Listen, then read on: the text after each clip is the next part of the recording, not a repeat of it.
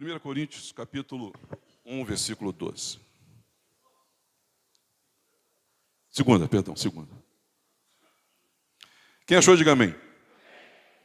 Porque a nossa glória é esta, o testemunho da nossa consciência de que, com santidade e sinceridade de Deus, não com sabedoria humana, mas na graça divina, temos vivido no mundo e mais especialmente para convosco, porque nenhuma outra coisa vos escrevemos, além das que ledes e bem compreendeis, e espero que o compreendeis de todo, como também já em parte nos compreendestes, que somos a vossa glória, como igualmente sois a nossa no dia de Jesus, nosso Senhor. Vamos orar, irmãos? Vamos orar por esse assunto também, para que Deus continue abençoando. E olha, ainda sobre o assunto que eu trouxe, né? Você vai encontrar igrejas onde isso não é falado nem recomendado. Mas eu vou lhe dizer uma coisa, sem medo de errar. Nós não temos a pretensão de ser a melhor igreja, nem podemos. Nós não temos a pretensão de desdenhar de nenhuma igreja, mas qualquer igreja que não fale a verdade para você e ela concorde com esses desvios éticos, comportamentais, doutrinários diante do Senhor, ela não é uma boa igreja. Ela não é uma boa igreja. Eu li outro dia, não procure uma igreja perto da sua casa, procure uma igreja perto da Bíblia. Uma igreja perto da Bíblia. Amém? Senhor, nosso Deus e Pai, nós te louvamos e agradecemos e pedimos que o Senhor ilumine o nosso entendimento, os olhos do nosso coração, para que possamos hoje, Senhor, sermos alimentados pela meditação na Tua Palavra. Fala conosco, Senhor. Dirige-nos, Senhor. Conduz, Senhor, esse nosso encontro aqui e prepara-nos para essa manhã participarmos da ceia. Que o Senhor nos oriente, Senhor, e nós pedimos e pela fé agradecemos, no nome de Jesus. E o povo de Deus diga amém. Podem sentar, irmãos. Bom, chegamos então aos versos 12, 13 e 14. E hoje já é a quarta mensagem. Na primeira nós conversamos sobre a exaltada saudação que o apóstolo Paulo nos traz, nos versos 1 e 2. A segunda nós falamos sobre o conforto divino em meio à aflição, versos 3 a 7. A obra de Deus no sofrimento de Cristo, versos 8 a 11. E hoje, versos 12 a 14, como se defender de falsas acusações. Então nós lemos o texto, mas sem uma apurada pesquisa, a gente tem dificuldade de perceber o que está acontecendo aqui. É como se você pegasse uma conversa pela metade. Mas eu quero fazer-me entender sobre o que esse texto está dizendo. Aqui Paulo, irmãos, eu quero lembrar os irmãos que Paulo, ele passou 1 ano e 6 meses, 18 meses, na igreja de Corinto. A igreja de Corinto é uma igreja, né, lá na Grécia, vizinha de Atenas. Era uma igreja, uma cidade portuária, 2 portos, né, ela tinha 2 litorais importantíssimos, assim como Santos, né, nós ouvimos falar nas décadas de 80, 90, que Santos foi a capital da AIDS. Agora nós temos Corinto, que também era a capital do pecado da época, não perdia para quase ninguém.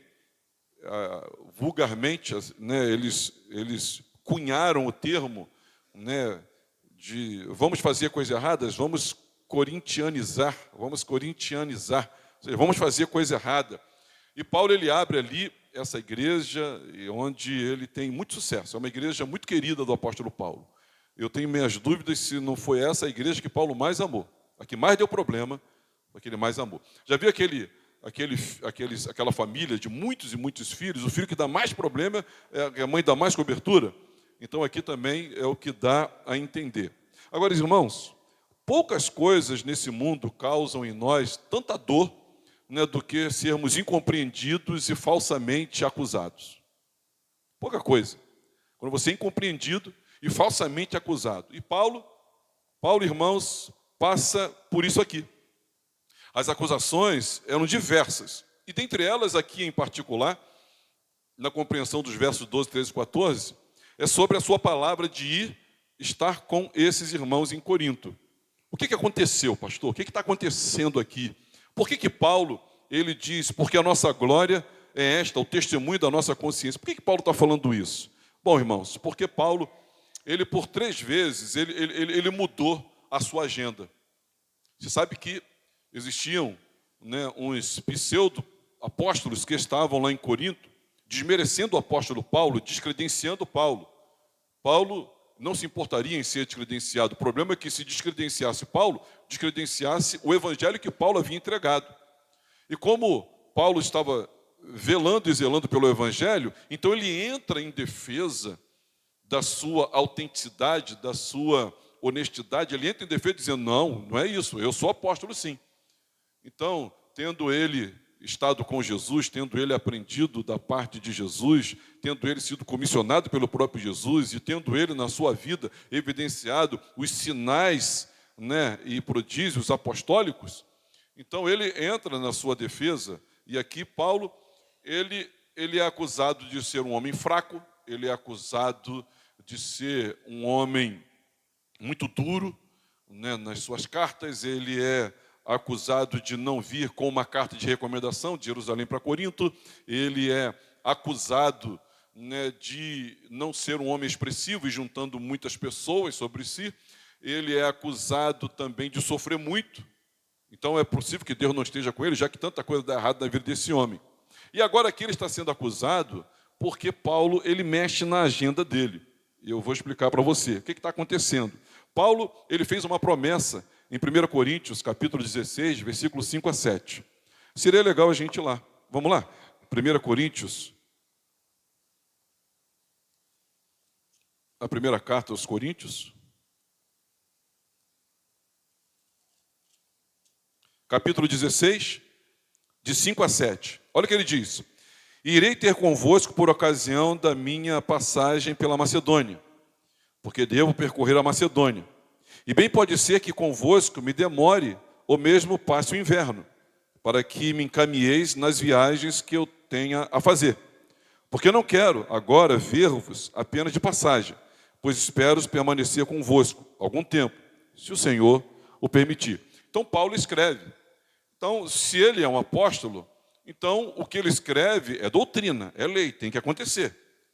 Se ele escreve que Jesus mandou fazer isso, então isso passa a ser lei, passa a ser doutrina. E ele escreveu que ele iria lá. Ele escreveu que ele iria na Macedônia, depois da Macedônia ele ia em Corinto, e ele passaria o inverno lá. Normalmente no inverno ninguém viajava, já que os mares não eram propícios no inverno, parte congelava e parte ficava intransitável. Então no inverno eu passo aí, fico mais tempo, não quero ficar pouco tempo, mas depois eu volto. E vocês me mandam de novo para Macedônia. Quando ele diz aqui, olha, passe o inverno para que me encaminheis nas viagens que eu tenho de fazer. Esse me encaminheis, ele está dizendo, vocês vão me patrocinar. Vocês vão dar comida, o dinheiro da passagem e alguma companhia para ir comigo. Paulo, irmãos, ele não fez isso. Ele não fez isso. Ele não cumpriu essa palavra. Lá em 2 Coríntios, capítulo 1, se você voltar lá à sua Bíblia, na segunda carta de Coríntios, capítulo 1, verso 15 e 16, ele vai dizer assim, ó, com esta confiança resolvi ir, primeiro, encontrar-me convosco, para que tivesses um segundo benefício, e por vosso intermédio passar na Macedônia, e da Macedônia voltar a encontrar-me convosco e ser encaminhado por vós para a Judéia. Paulo não fez isso. Então ele disse, olha, eu ia a Macedônia, depois Corinto, e depois eu ia seguir viagem. Aí depois ele diz, não, eu vou a Corinto primeiro, não vou a Macedônia não, vou a Corinto primeiro, depois eu vou a Macedônia, e aí eu volto para estar com vocês. Ele não fez isso.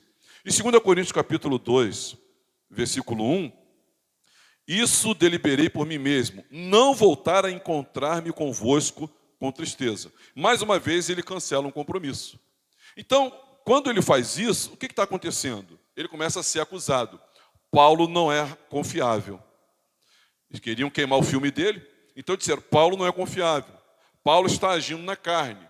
Olha, se Deus o estivesse guiando, não teria tantas mudanças, porque Deus não é um Deus imprevisível. Na carta, ele é duro. mas a presença dele no nosso meio é fraca. Ele age segundo os seus próprios interesses. Na verdade, ele está oscilando na sabedoria humana. Então, ele não é confiável. Porque como é que pode um homem escrever que vem e não vem? Inclusive, irmãos, a Paulo, daqui a pouco você vai ler comigo, ele diz, o Senhor Jesus não ensinou que era sim, sim, não, não? O que passa disso de procedência maligna? Paulo diz sim, depois de não. E depois de não, diz sim. Esse homem é um homem muito confuso. Nós não podemos confiar nele em nada do que ele fala. Na verdade, vamos descredenciar ele e tirar ele daqui do nosso meio. Só que se assim fosse feito, Paulo não lamentaria ser humilhado. Ele estava acostumado com isso. Mas se assim fosse feito, o evangelho genuíno, né, do nosso Senhor e Salvador Jesus Cristo estaria sendo comprometido. E eles iriam entrar com doutrinas humanas e satânicas também. Então, Paulo agora, irmãos, ele tem que responder a isso. Ele tem que responder como um servo de Deus responde. Deve responder glorificando a Deus e se humilhando. Glorificando a Deus e se humilhando. Como é que nós nos defendemos de falsas, né, acusações? Exaltando a Deus e nos humilhando.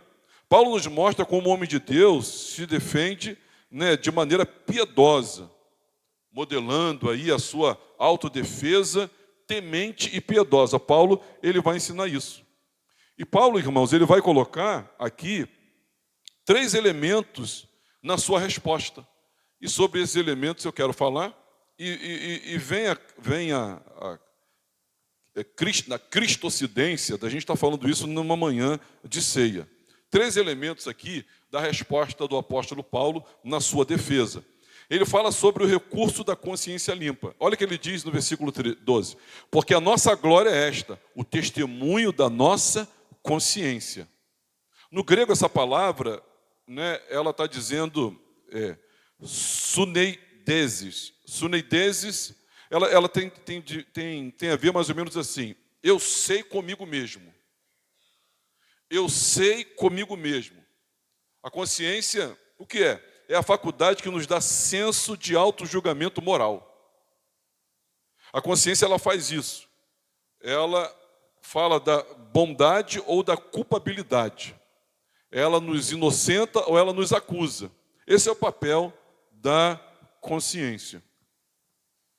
Uma curiosidade que eu colhi nas minhas leituras, no ano de 1983, um voo 011 da Avianca, que ele nem ia para esse local, estava lá um piloto com mais de 20 mil horas de cabine.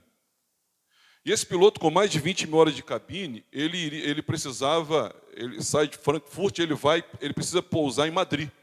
E quando ele vai pousar em Madrid, e ele já havia feito aquele pouso mais de 25 vezes. Esse homem, esse piloto, né, ele bateu poucos quilômetros antes do aeroporto de Madrid, 1983, voo 011 da Avianca. Ele bateu poucos quilômetros do aeroporto em uma colina. E morreram 181 pessoas. Né, alguns dizem que tiveram 10 sobreviventes, mas eu só achei que morreram 181 pessoas. E aí a famosa caixa preta, eles foram atrás da famosa caixa preta para saber o que aconteceu. E dentre algumas coisas, né, foi um fator de coisas, né, uma queda de avião nunca é uma coisa só, foi um fator de coisas, mas um dos elementos foi que na caixa preta o computador de bordo estava dizendo, puxe para cima, né? Ou seja, levante o bico da nave, levante o bico da nave. Mas ele fez aquilo 25 vezes e está gravado lá que ele disse mais ou menos assim, cala a boca, gringo, e pá, desligou aquela voz. E ao desligar aquela voz, logo em seguida ele colide junto àquela montanha e você sabe o que é um acidente de avião. Assim é a nossa consciência. A nossa consciência é isso, ela fala com a gente. Ela diz, não por aí, não faça isso, faça aquilo, deixe isso. Mas nós desligamos a nossa consciência e não nos deixamos persuadir. Na verdade, a nossa consciência, ela é um sistema de alarme dentro de nós e ela está ali para sinalizar quando a gente faz alguma coisa de errado. Existe a consciência está para a alma, a consciência está para a nossa alma, assim como um sensor de dor está para o corpo humano. Assim como o sensor de dor está para o corpo humano. Acho que foi o diácono Ulisses que foi visitar os seus parentes, né? E um deles tem uma enfermidade no pé e foram andar na praia. E enquanto na praia andavam, ele daqui a pouco vira um rastro de sangue e dizendo: o que está acontecendo? Tem alguém sangrando. E ele não percebeu, né? Provavelmente acometido de uma hanseníase, de uma ausência de sensibilidade. Ele não percebeu que os seus pés estavam queimando naquela areia quente, porque estava descalço. Ele não percebeu. Então, é um sensor de dor. Assim como o sensor de dor está para o corpo humano, que alerta a gente, você bota a mão em algo quente, né, e aí você, quando você coloca a mão ali, logo ao colocar as mãos em algo quente, o sensor de dor envia mensagem para o cérebro, essa mensagem é enviada através da dor. A dor, irmãos, é um presente. Philip Yancey tem um livro pela editora Vida chamado A Dádiva da Dor. É uma bênção sentir dor, porque ela está sinalizando que algo está errado. E se não houvesse sensor de dor, imagina? Imagina se você não sentisse dor, o que seria da sua vida? Você perderia seus membros, você perderia, né, seus dedos, você perderia suas mãos, você não sentiria a dor do frio e você iria perder, né, os seus órgãos. É uma bênção. Assim também, irmãos, a consciência. Ao colocarmos a nossa consciência ou as nossas mãos, né, em algo errado, quente, a consciência usa a culpa, né? O nosso sistema usa a dor, o corpo físico usa a dor para sinalizar que tem algo errado. Tira a mão daí, se afasta daí, ou muda de posição. A consciência usa a culpa para avisar ao cérebro ou à alma que os efeitos serão desastrosos. E assim como o computador de bordo sinalizou, ele desconsiderou e se achou seguro por tê-lo feito mais de 20 horas de voo, mais de 25 vezes da pousar em Madrid. Meus irmãos, todos temos consciência. Fala para o teu vizinho, você tem consciência. É um fenômeno universal. Hoje, aqui, a nossa consciência, ela nos fala acusando ou inocentando. Ela nos acusa ou ela nos inocenta. Todos nós. Agora, preste atenção, porque a nossa consciência, ela não é infalível. A nossa consciência, ela não é a voz de Deus para nós. Ela não é a voz de Deus para nós. Ela pode desculpar alguém sobre algo que Deus não desculpará. A sua consciência pode desculpar alguém, desculpar você de alguma coisa que Deus não desculpa. Ou a sua consciência pode acusar você de alguma coisa que Deus não está acusando. Então a nossa consciência, ela não é infalível. Ela falha. Eu já lidei com várias situações, né? Uma vez, um amigo meu, nós morávamos no Meia, chegamos umas 11 horas da noite, liguei o farol para entrar em casa, aí sentado na calçada tem um amigo meu, se divorciando da esposa, e eu disse para ele: rapaz, o que você está fazendo? Você está adulterando. Eu disse: não estou adulterando não, eu estou feliz, eu encontrei a felicidade no colo de outra mulher. Não, a gente prega contra isso é pecado. Eu estou feliz. A consciência dele, ela estava cauterizada. Não adiantava falar com ele. Perdeu o ministério, perdeu o casamento, perdeu tudo. Ela não é a voz de Deus, ela não é infalível. Nós, irmãos, ela pode estar mal informada. A tua consciência, ela pode estar mal informada. Tem uma consciência fraca. 1 Coríntios capítulo 8, os irmãos estudaram no ano passado, Paulo vai falar sobre as comidas, né? Por exemplo, você foi a algum lugar, e aí você está comendo, e aí você pergunta onde a pessoa comprou, e ela comprou no lugar que veio, né, de um centro ou de alguma oferenda, e essa pessoa vai comer, e quando ela vai comer, se ela souber disso, ela fica completamente ofendida. Talvez você não.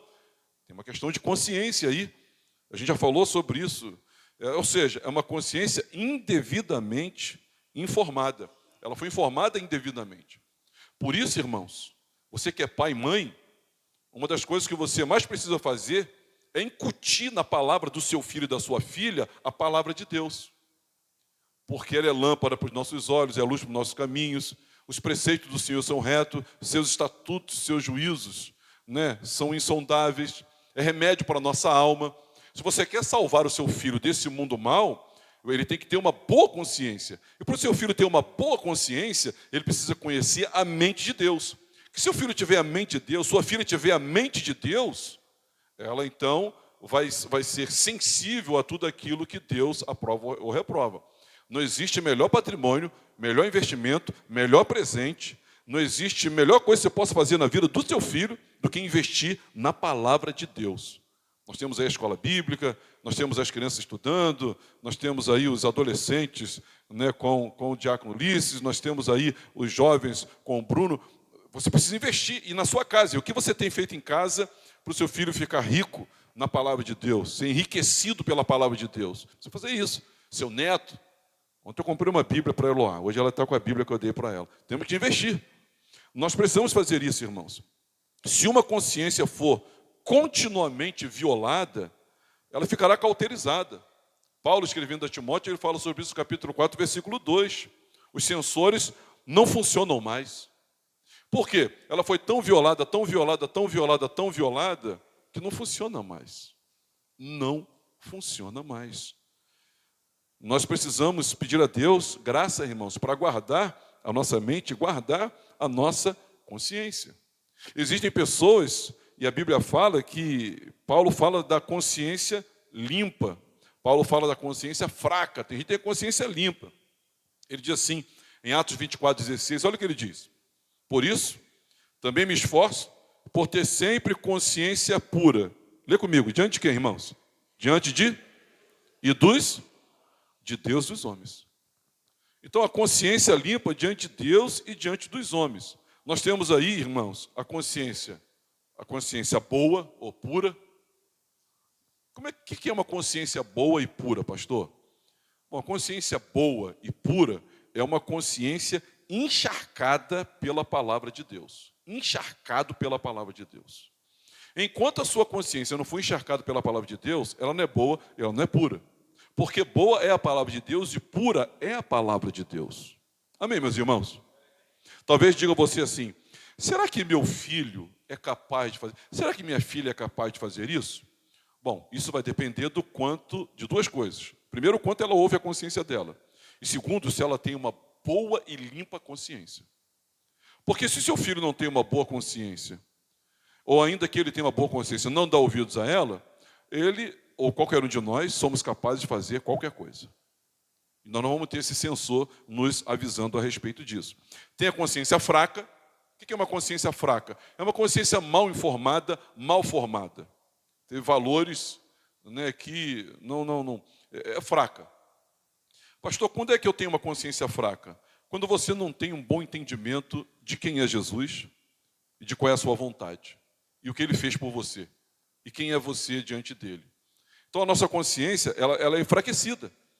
Porque nós não arregimentamos, nós não enriquecemos, não alimentamos a nossa consciência. Existe a consciência cauterizada. Ele até teve um dia uma boa consciência para isso e para aquilo. Até alimentou. Mas de repente desobedeceu uma vez, 2 vezes, 3 vezes, 4 vezes, cauterizou. Sabe o boxeador, que de tanto, né, ele boxear com o seu punho, ele passa a sentir dor nos seus dedos. Então ele consegue bater muito mais forte. Assim é a consciência cauterizada. E tem também a má consciência. A má consciência. Que ela foi moldada segundo esse mundo. Ela foi moldada segundo uma sabedoria humana. Ela foi moldada segundo princípios que desonram completamente a Deus. Então Paulo, ele está fazendo a sua defesa. E nessa defesa das acusações que eu disse para os irmãos, em particular, a respeito da sua... do cancelamento por 2 ou 3 vezes na sua agenda, ele usa então o recurso da consciência limpa. Quando atacado pelos líderes, ele recorreu a essa consciência, porque, humanamente falando, é o mais alto tribunal humano que existe. É a nossa consciência, humanamente falando. E por ela, à luz da palavra de Deus, ele foi absolvido. Paulo se auto-absolveu das acusações, Porque ele estava sendo acusado, irmãos, de que ele estava jogando por interesse próprio. Ele estava sendo acusado de que ele estava manipulando aquelas pessoas. Ele estava sendo acusado, nesses versos aqui, de que ele escrevia uma coisa querendo dizer outra. Paulo, você escreve uma coisa querendo dizer outra. Porque você escreveu e não cumpriu. Então, na verdade, tem um duplo sentido, né, Paulo? Tu é um espertalhão. Você quer levar vantagem. Paulo. Então, essa acusação diz, não, olha, porque a nossa glória é esta, o testemunho da nossa consciência. E quando ele diz isso, irmãos, a consciência de qualquer um, ela pode estar errada ou pode estar enganada. Mas Paulo fala aqui da boa consciência. Essa forjada pela palavra de Deus, pelo Espírito de Deus. Por isso que ele diz, a nossa glória. Quando ele diz a nossa glória, ele se vangloria em Deus por ter sua consciência em paz. Por ter paz na sua consciência. Olha, eu estou feliz, eu estou muito bem, eu estou aqui me vangloriando, sabe? Não assim, vaidosamente. Mas ele fala isso porque a nossa glória é essa, o testemunho da nossa consciência. Ele está muito feliz de que isso não está acontecendo. Vocês estão me acusando de algo que não está acontecendo. Então, Paulo, ele não está se gabando nele. Isso tem que ficar muito claro aqui. Paulo não está se gabando nele, mas na obra que Deus realizou na vida dele. Olha o que ele diz. Perdão. Porque a nossa glória é essa, o testemunho da nossa consciência de que, com santidade e sinceridade de Deus, não com sabedoria humana, mas na graça divina, temos vivido no mundo e mais especialmente para convosco. Ó, irmão, olha para cá, fique atento para você entender o outro lado da conversa. Quando dizem assim, olha, porque o testemunho da nossa consciência, Paulo, você sabe que você está errado. Ele diz, não, minha consciência está limpa.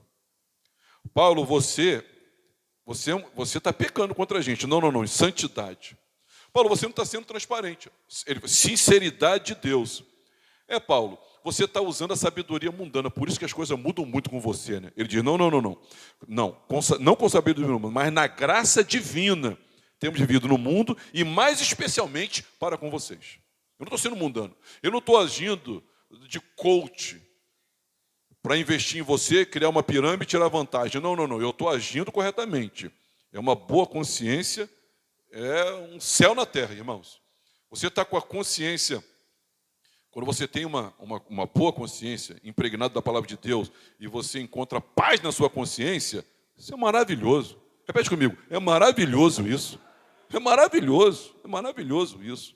Então, quando acusados, irmãos, nós devemos buscar ter uma consciência limpa diante de Deus e dos homens. Está sendo acusado? Você pode estar errado. Confesse o seu pecado, né? E mude de atitude. Se você está certo, então mantenha a sua consciência e dê testemunho da sua consciência. Dê testemunho da sua consciência de que está tudo certo. Então, primeiro é o recurso. Agora, a receita para uma consciência limpa. Qual é a receita? Lê comigo aqui o verso 12.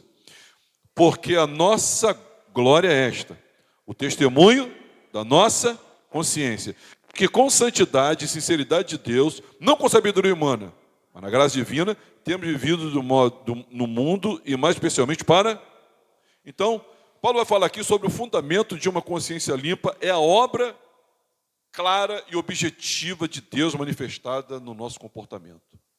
Então, pastor, qual é a receita para eu ter uma consciência limpa? Como é que eu faço para ter uma consciência limpa? Paulo fala, irmãos, aqui de quatro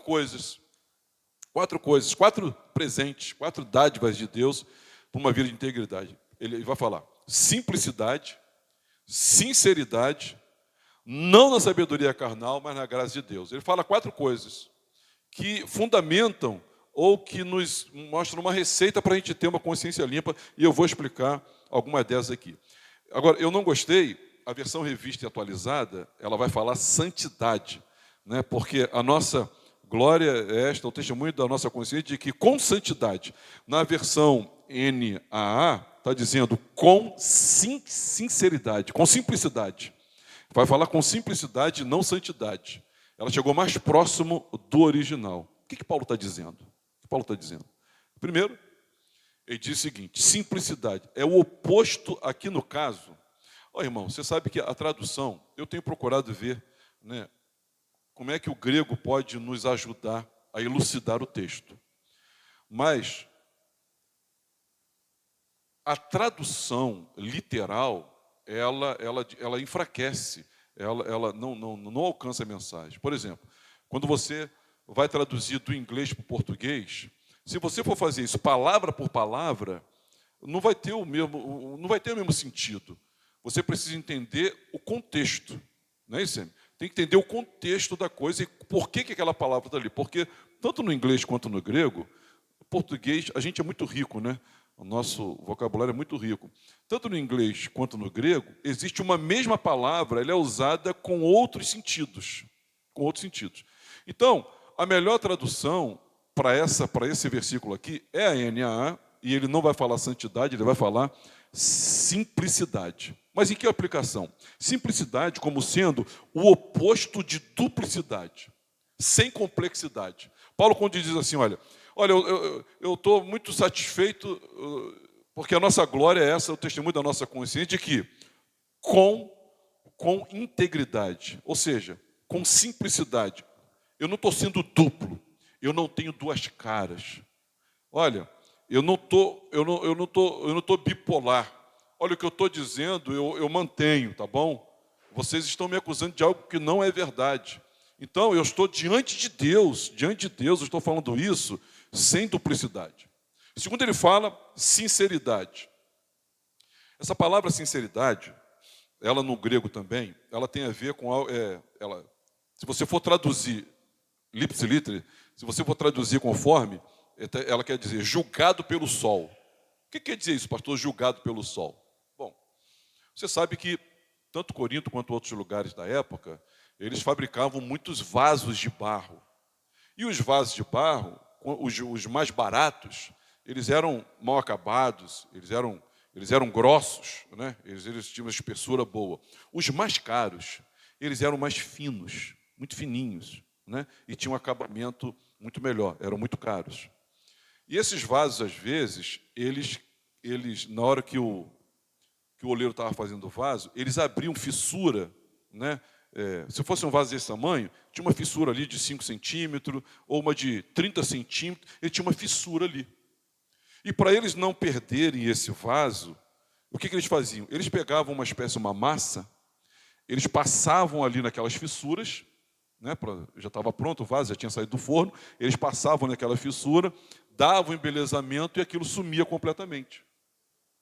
Mas quando você era um comprador entendido, você pegava o vaso e você levava ele no sol. Quando você botava aquele vaso no sol, por ele ser muito fino, aquelas fissuras, né, flagrantes, denunciavam que aquele vaso não tinha aquele valor, ele não tinha aquela integridade, ele não estava sendo sincero. E aí vem a palavra sincero, sem cera, porque eles colocavam uma cera, sem cera, sincero.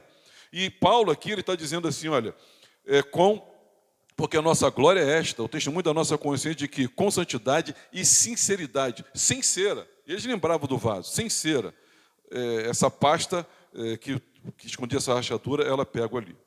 Terceiro lugar, irmãos, não na sabedoria carnal. Ou seja, aqui, o que Paulo está dizendo aqui? Eu não estou tirando vantagem, eu não sou astuto. Nos anos 60, 70, né, tinha um anúncio na televisão que era o Gerson. E o Gerson dizia o quê? Eu quero levar vantagem em tudo. Né, ele fazia o anúncio lá do cigarro Marlboro. O meu negócio é tirar vantagem em tudo. E isso impregnou no sangue do carioca. O carioca, ele quer levar vantagem em tudo. Quando você vai em outra cidade, no sul do nosso país, no sul principalmente, ou quando você vai, né, em outro país, e aí você entra na loja, tem até piadinha. Cuidado, carioca, olha carioca na região. Ô, carioca, né, gente?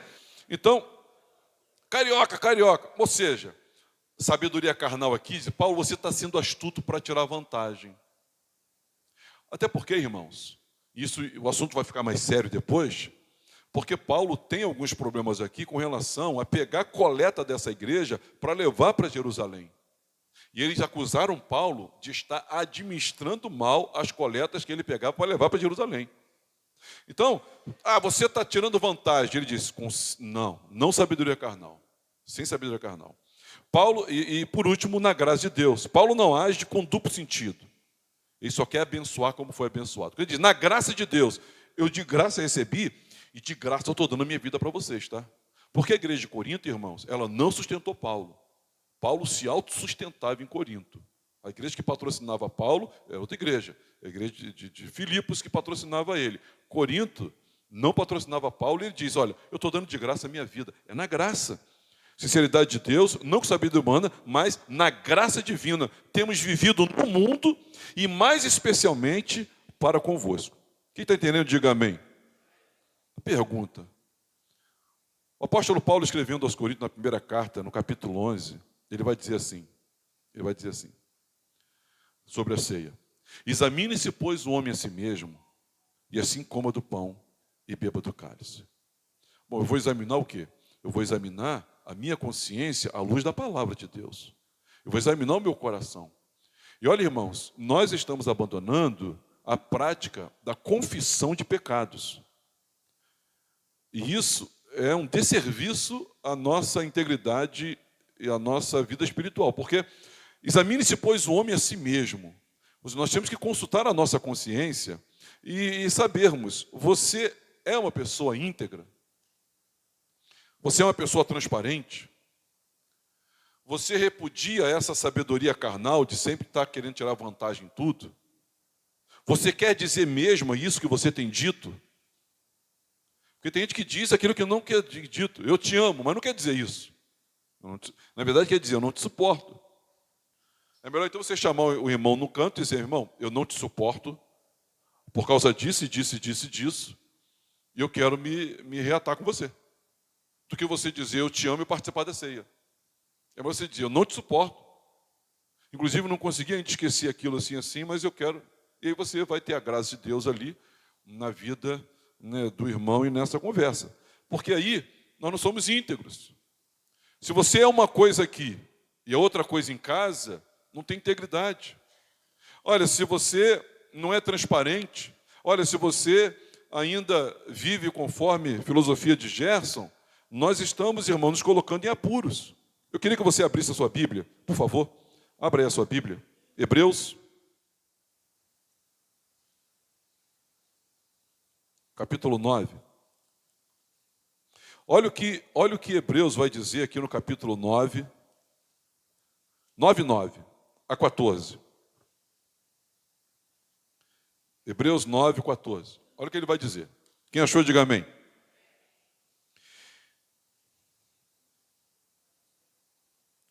Amém?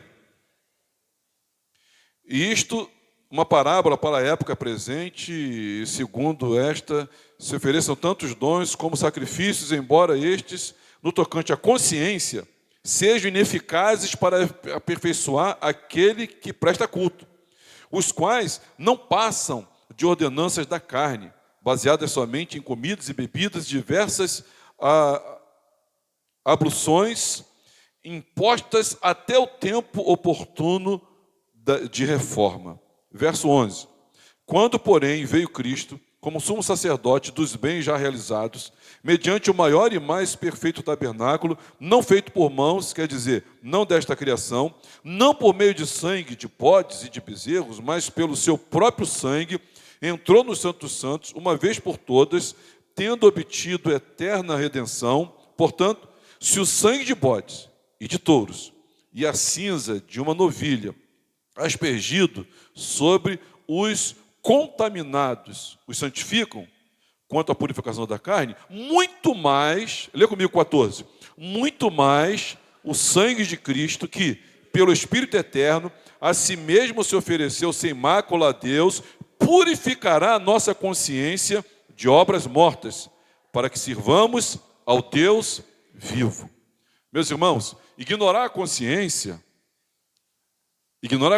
um dia o avião cai. Um dia a casa cai. Esse voo né, era um Boeing que caiu em Madrid, ele caiu porque ele ignorou a consciência. Nós precisamos ter a nossa consciência limpa. Agora, para nós termos a consciência limpa, olha para cá, nós dependemos do sacrifício de Jesus que purifica a nossa consciência das obras mortas. Mas esses pecados, eles precisam ser confessados. Eles precisam ser confessados diante do Senhor. E isso, irmãos, eu e você precisamos fazê-lo o quanto antes. O quanto antes. Não ignorar a nossa consciência. Eu queria terminar falando sobre o resultado de uma consciência limpa. Qual é o resultado de uma consciência limpa? Versículo 13, eu coloquei aqui para a gente acompanhar, e 14.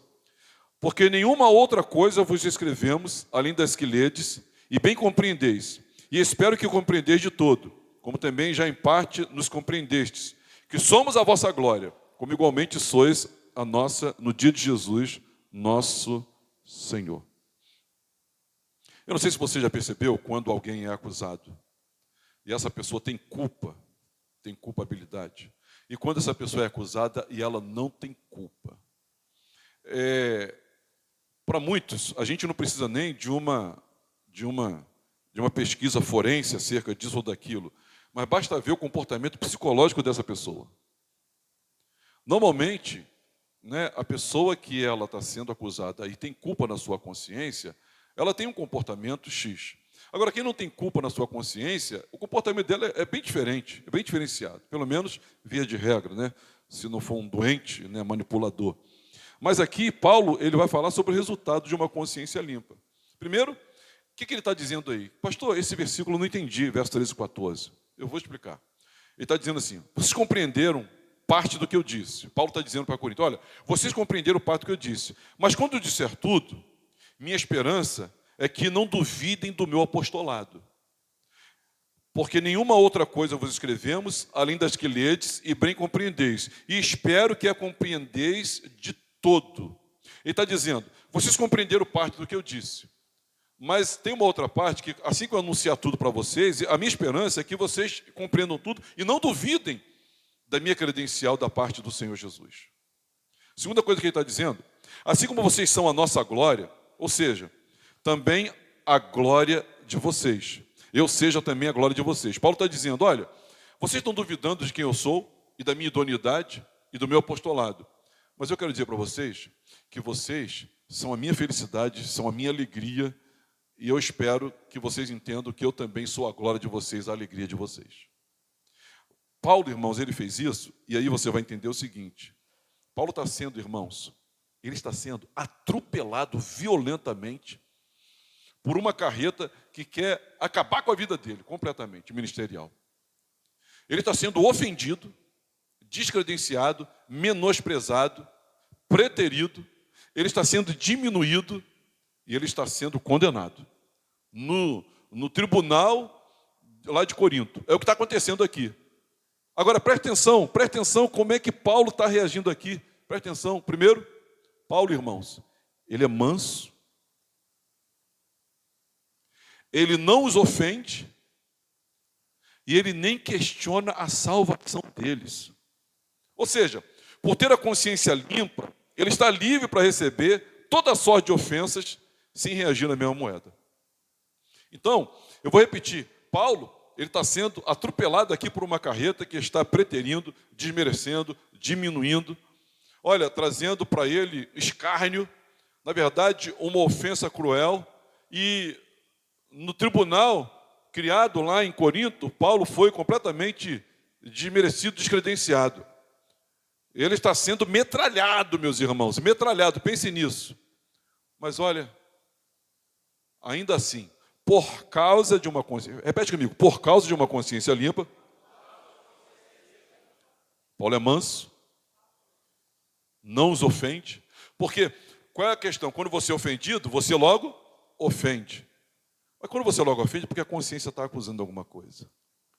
Mas Paulo não ofende. E nem questiona a salvação dele, dizendo, se eu não sou apóstolo, então vocês vão tudo para o inferno. E vocês não são igreja, eu vou abrir uma igreja em outro lugar. Não. Paulo não diz isso. Ele diz, olha, ele diz, como vocês são a minha glória. como também, já em parte nos compreendeis, que somos a vossa glória, como igualmente sois a nossa no dia de Jesus, nosso Senhor. Então ele estava com a consciência limpa. O resultado de uma consciência limpa é que você não se exaspera, você não se ressente, porque você não é aquilo. Aquilo não faz eco dentro de você.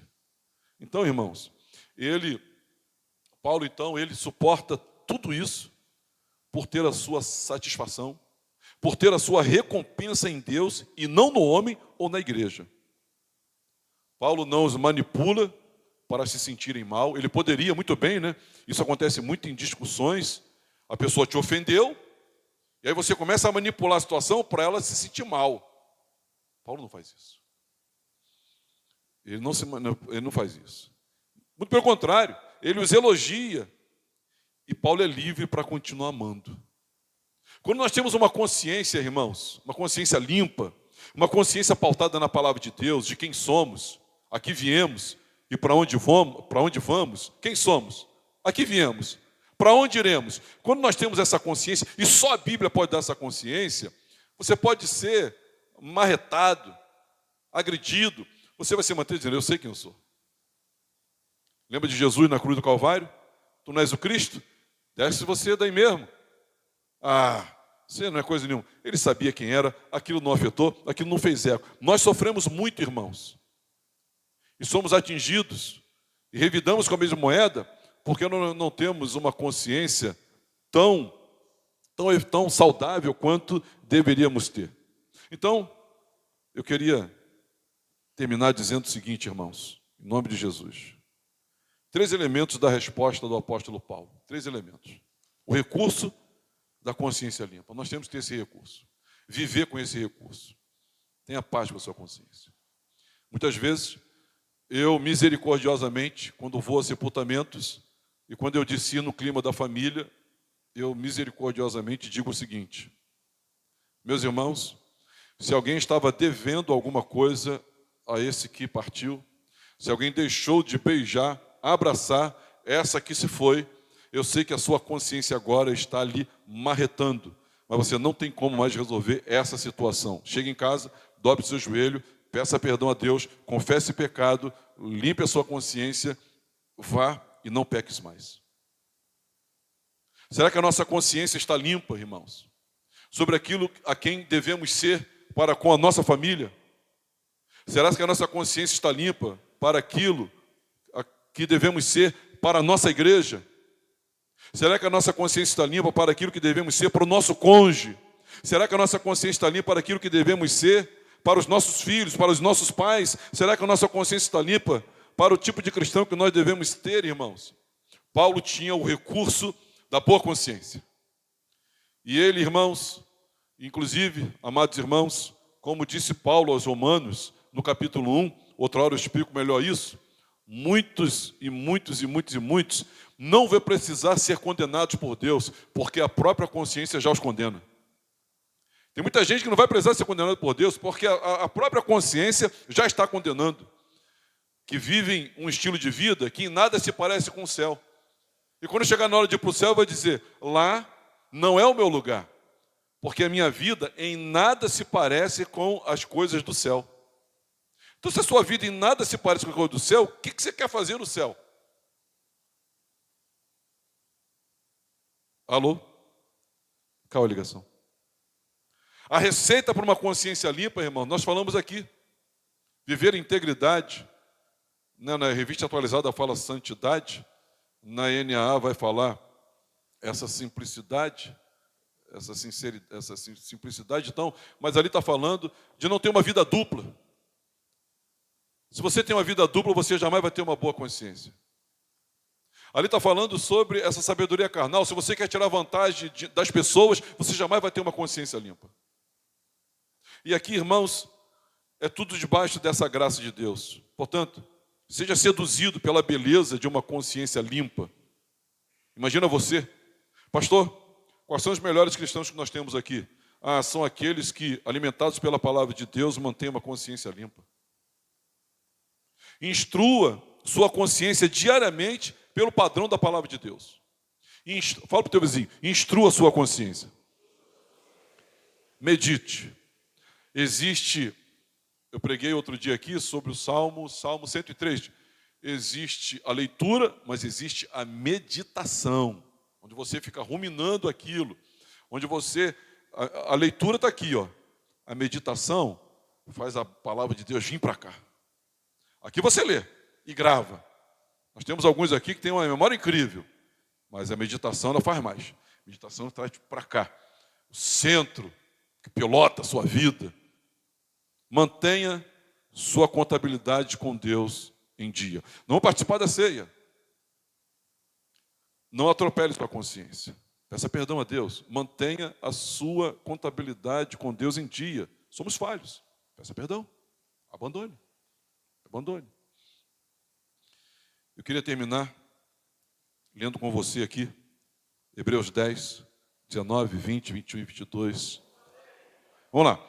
Tendo, pois, irmãos, intrepidez para entrar no Santo dos Santos, pelo sangue de Jesus, pelo novo e vivo caminho que Ele nos consagrou pelo véu, isto é, pela sua carne, e tendo grande sacerdote sobre a casa de Deus, aproximemo-nos com sincero coração, plena certeza de fé, tendo o coração purificado de má consciência e lavado o corpo com água pura.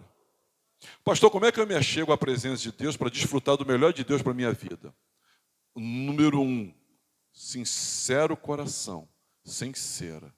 Não venha apresentar para Deus aquilo que você não é, já mostra antes. Segundo lugar, plena certeza de fé. Plena certeza de fé, sem dúvida no coração. Paulo, escrevendo a Romanos, ele vai dizer, com o coração nós cremos, irmãos, e com a boca nós confessamos. Depois, tendo o coração purificado da má consciência. Então, o nosso coração, ele é lavado quando nós nos livramos da má consciência. Então, tendo o coração purificado da má consciência e lavado o corpo com água pura. E aí nós entramos, irmãos, aonde é a capital da felicidade, da alegria, do bem-estar. O centro nevrálgico do melhor da vida do ser humano. Nós entramos na presença de Deus. Na presença de Deus. Essa porta está aberta, esse caminho já nos foi concedido, e nós podemos com intrepidez. Com intrepidez. Portanto, curve a sua cabeça. Consulte sua consciência. Peça perdão a Deus. Peça misericórdia a Deus. Peça ajuda do alto.